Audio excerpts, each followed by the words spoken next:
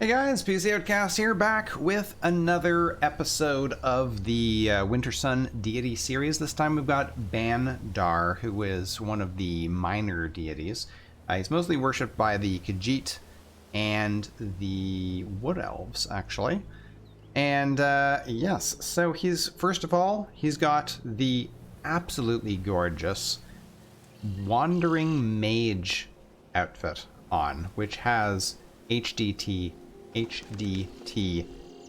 physics, as you can see as we move his, not only his cloak but also the book, and I believe these potion bottles on his belt also move.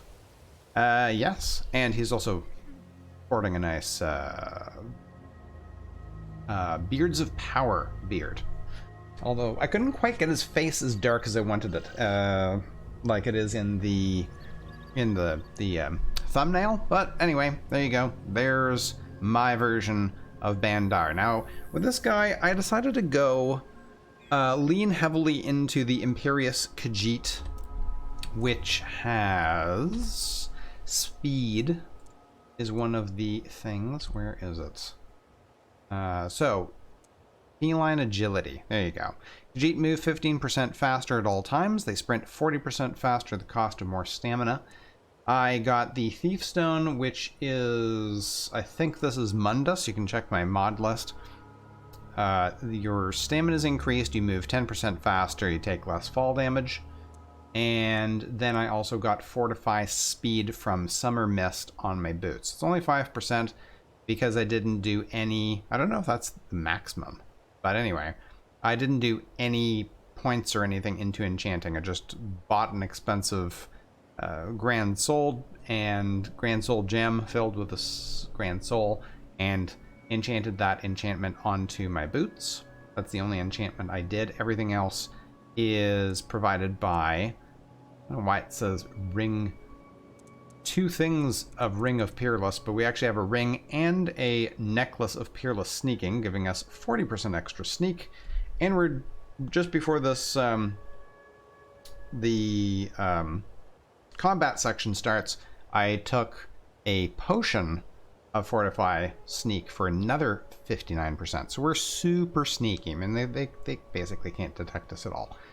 So that's really nice. I also got, what else we got here?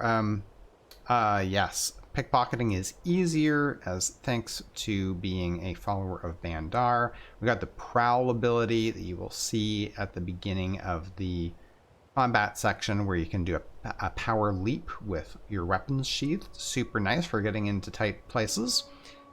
And Skooma trick is really funny. Look at this thing. Ignite. Put skooma bottles into people's inventory and then pray to BAAN DAR to ignite them within 200 feet for 975 damage. That's based on favor with BAAN DAR. But even when your favor with BAAN DAR is low, this still does a lot of damage. But that will kill a significant portion of the enemies in Skyrim in one hit. So I decided to combine the pickpocketing and stuff with archery, sneak archery, but to make it a little bit less cheaty, I didn't put any perks into archery except for I got mastery just so that I could get 2 points in steady hand for the zoom effect, and also I grabbed Hunter's Discipline for retrieving arrows from dead bodies. So that's all I did with archery. Everything else is relying on poison damage. We are using a fortified potion of paralysis, which paralyzes for 29 seconds and drains 29 points of health per second for 10 seconds. That's the strongest that I could make with a set of Peerless Alchemy gear, which I picked up from merchants.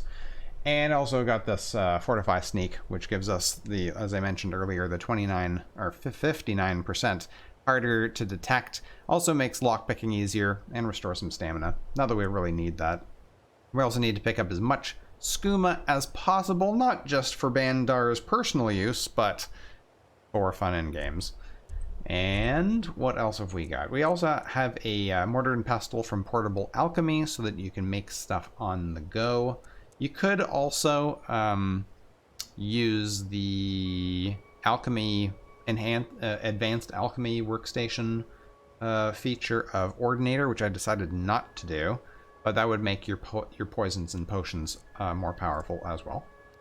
As you can see, I used a longbow with no enchantment and no smithing, and used iron arrows to do the least amount of physical damage, so that I had to rely on my poison damage. And then there's all my gear. So I've got the traveling mage outfit. The only thing that's enchanted is, as I mentioned, the boots. Then we've got the sneaking stuff, and then all the alchemy stuff. Okay, I think that's that. Now, to make things a little bit more challenging, I played on a higher difficulty, and I put no points at all into health or magicka. Everything went into stamina, and I'm wearing the clothing version of the traveling mage outfit, so it has no armor as well. So I was a super duper glass cannon, and being detected pretty much means instant death from practically anybody.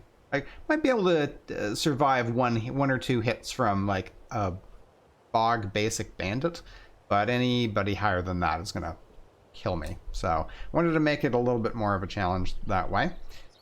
What else? So we got other perks. Let's take a look at sneak. We went up the middle of the tree, basically just increasing our sneakiness. Got infiltrator right behind you. I did get disengage just in case we end up getting detected.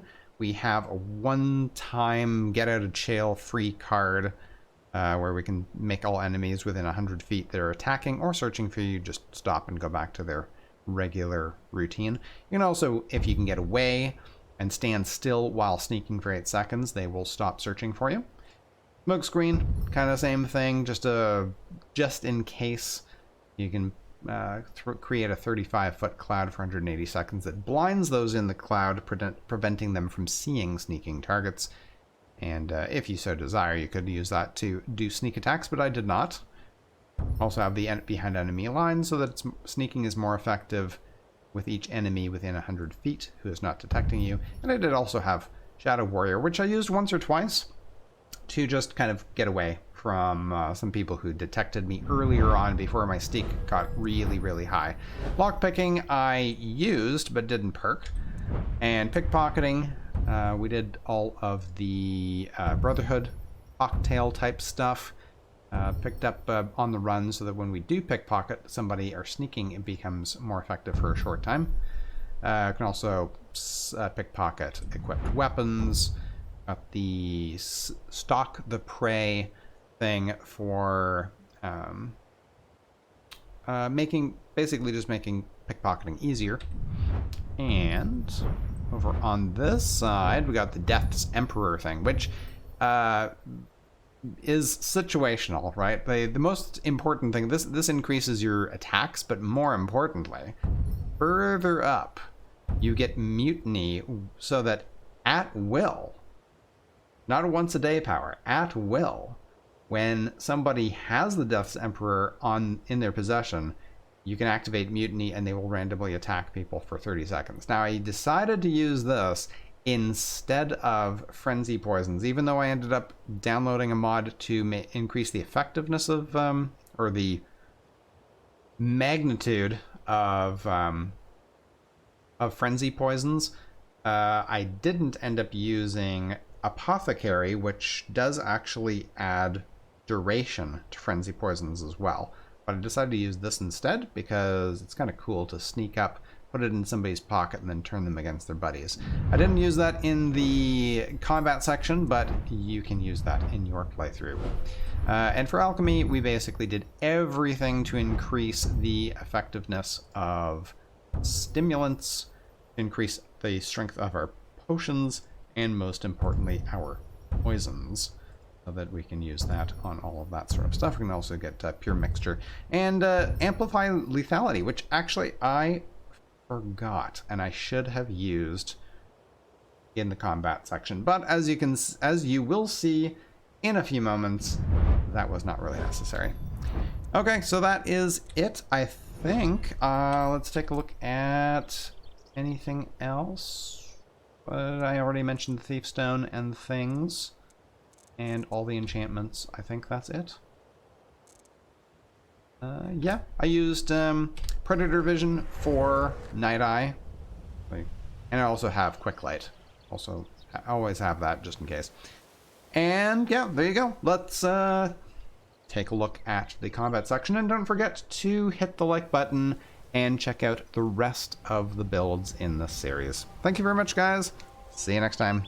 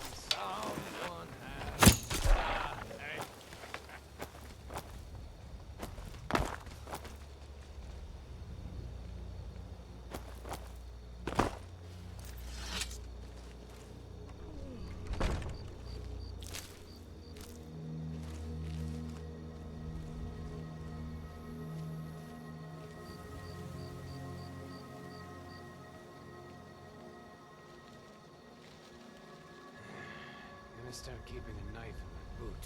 Someone there? Tired of getting disowned.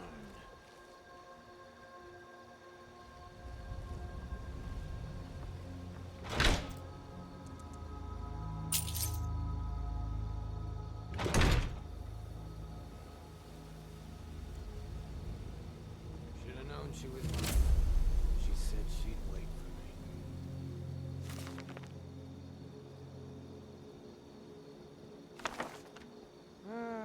But they never wait.